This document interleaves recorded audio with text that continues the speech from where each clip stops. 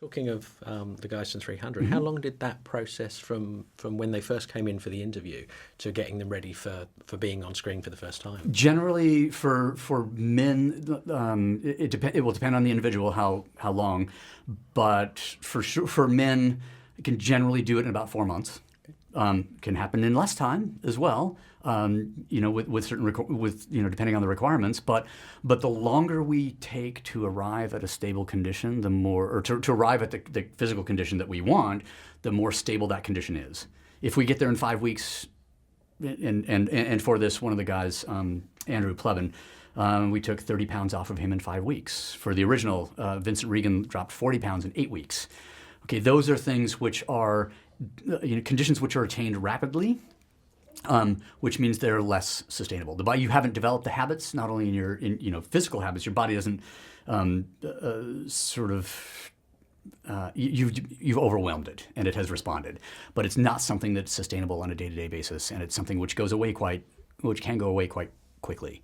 And then for a female client, generally it's because bodies changes differently. The psychological management is different than just shaming a man, which is kind of like with female clients, there's a gentleness that's required in some cases, or in a level of intimacy that takes more time to manage. So with a female client, 6 months is the minimum typically that we'll take.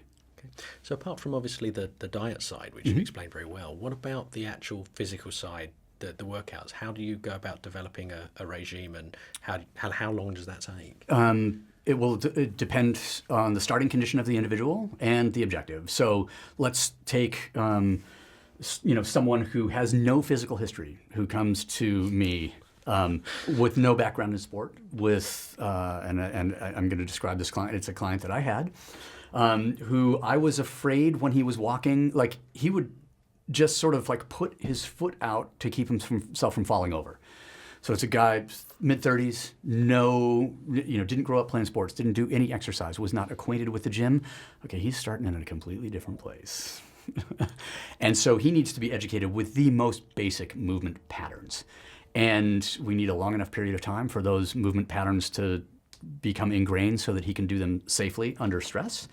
And then you have the guy who comes who does have a background in sport, and who moves well, or a girl, for example. Antje Trau, who played the villain in the original Man of Steel, she grew up doing gymnastics. So physically, there's a wonderful training because her body awareness is superior to anybody who, even if they played another sport. Gymnastics is, the best sport that a child can be involved in terms of how that could become the basis for sport and movement later in life. And so someone like that who's physically gifted, super easy to train. And then we take the starting condition and then accurately assess that, then accurately define what the objective is. And that's so somebody might have to, lose weight. Somebody might have to put on weight. Somebody here, with the original 300 movie and the 300 Rise of an Empire, it's all really about taking away excess, because, training well enough so that there's actually something to show underneath, but really taking away anything that might get in the way of seeing the musculature and the body composition underneath. So that's going to be a different training regime than someone, who needs to put on, some muscular size and to be reshaped. And so once we have the starting condition, assessed and the objective defined, and because I know what does what, it's pretty easy to actually map the training plan, and some of the movements will be shared between the guy who needs to lose weight and and the guy who's putting on muscle.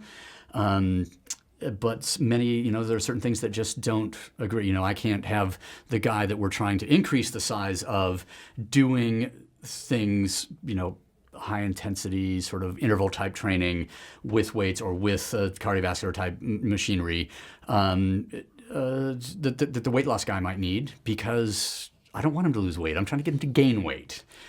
So there's certain things that are shared and certain other things that are not. Okay. And what would you say were the 5 most important things for coming in and training and getting the right mindset? Well, the mindset, the attitude is the most important.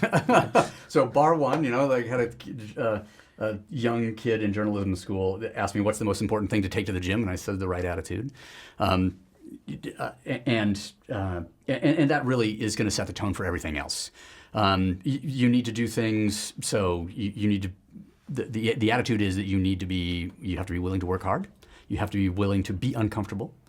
And then you need to set up things in the gym that you're afraid to do. And so there's the overcoming fear factor, and you need to do things which you are not good at. Because, always, especially training in a public environment, nobody wants to work on their weakness because nobody wants to look bad. And it's not possible to improve and look good at the same time, because it just isn't. And unfortunately, we, especially in a public environment and with male ego being what it is, hey, the cute girl comes around, I'm going to do what I'm good at. I'm not going to be doing the thing that, okay, I have terrible balance. I'm not going to be the guy, trying to balance on one foot and do a single leg deadlift or something, because I don't want her to, to see that I'm human. For God's sake, that would be crazy.